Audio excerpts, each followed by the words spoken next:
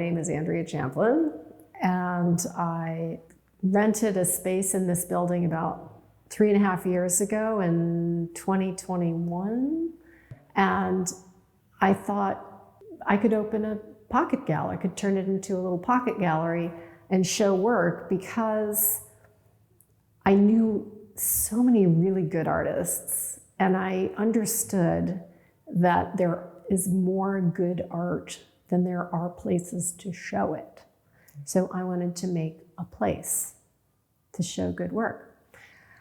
When I opened the gallery, I could have called it my name. A lot of galleries are, have the name of the person who runs the gallery. But because I was an artist, I didn't want to use my own name, because I wanted to continue to be identified as an artist by my name. And because it was a pocket space, I thought of calling it something pocket related. But there's already a gallery that uses the word pocket in their name, and I didn't want to, be redundant.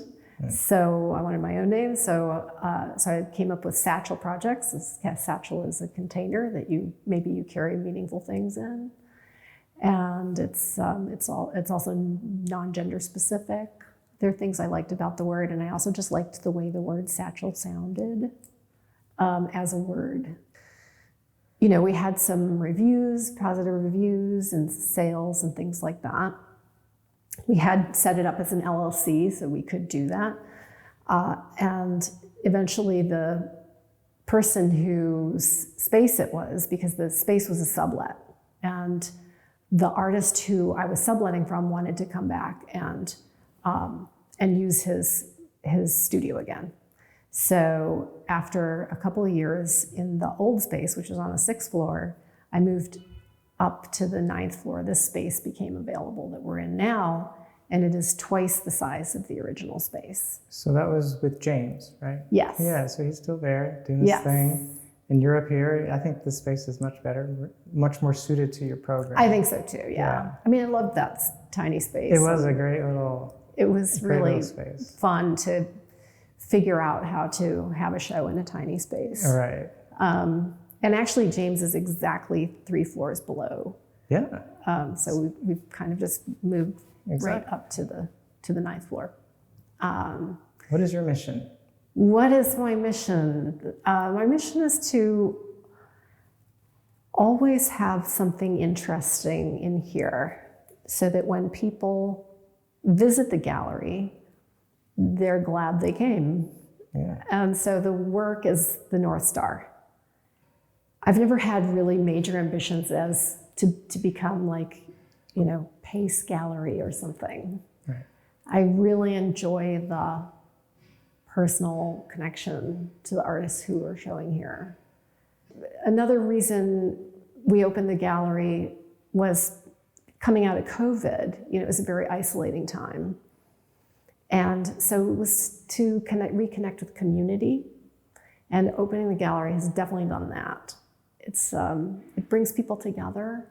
People come and bump into each other in the gallery, which is lovely. In my entire life as an artist, I've always had a door to close. Yeah. And when you close the door, you're not interacting with people so much. Right. It's easy to kind of self-isolate. With a gallery, I meet new people all the time, and people I know where to find me.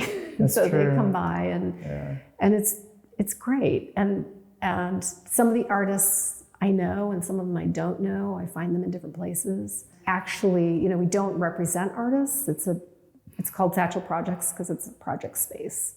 It's a gallery, but it's show by show by show by show. So we don't represent artists. And what that does is it makes it possible for an artist to bring other gallerists in. I'm not territorial about the artwork. And how do you find your artists? You mentioned one of them was a student of yours in grad school. Oh, yeah. And some of them are former students. Yeah. Some are friends. Some are former, people who I went to school with, and or people I just know from being an artist in New York for 29 years. you just come to know people and do studio visits and see their work in shows. And then sometimes I find people online, on Instagram. I found a few artists just who I followed on Instagram and whose work I thought was fantastic, and I would reach out and see if they would be up for doing a studio visit. Yeah. One artist I contact on Instagram shipped me some work.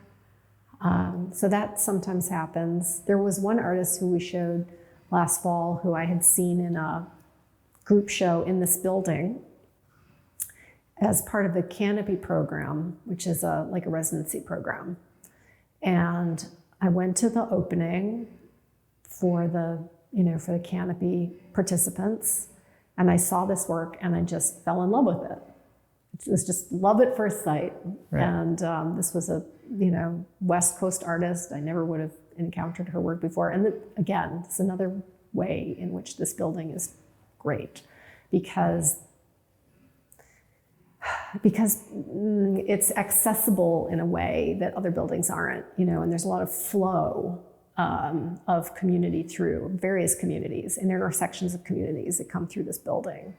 So I never would have, come across her work if we'd had a gallery in a building that was just all, commercial galleries or something. Right. Because there's a residency program that operates out of the building. I saw this person's work and gave her a solo show. It was actually a 2-person show. But we gear the gallery towards emerging and mid-career artists for whom a show like this would be appropriate, beneficial, right. What's been the most enjoyable thing about being not just an artist, but now for the last 4 years, an artist and a gallerist together? And not just with your practice, but your studio space. Right. Right? It's like the two are married. Yes, that's true. Yeah. That's It's true. been the most enjoyable part about that. What keeps you going?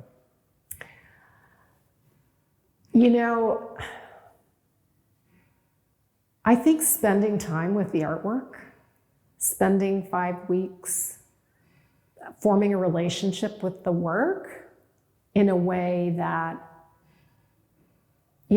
just going to a gallery or a museum, you only spend, a few minutes with a given artwork generally. And I get to really deeply engage with the art itself. And then also with the artist via the art. And I think that's what gives me the most pleasure. And because I always show work that I feel very strongly about, it's easy for me then to communicate about the work to visitors because I'm enthusiastic. I'm an enthusiast about the work, so I can be, I can tell the story of the work. And then also I interview all the artists who show here for kind of a long time. Like I talk to all of them, and so that I can write the press release, especially for the solo shows. They're very in-depth interviews. So I get to know about the artists and understand their work more deeply because I'm representing them, so I want to be able to faithfully represent what they want to communicate about their work if there is something verbal, that they want communicated about the work. But then the work itself opens itself up to me over time. And I guess if you collect work, you can spend a long time looking at a piece. There's no way I could collect this much work. So this is, it's really a pleasure, like a deep pleasure to spend time with really good artwork.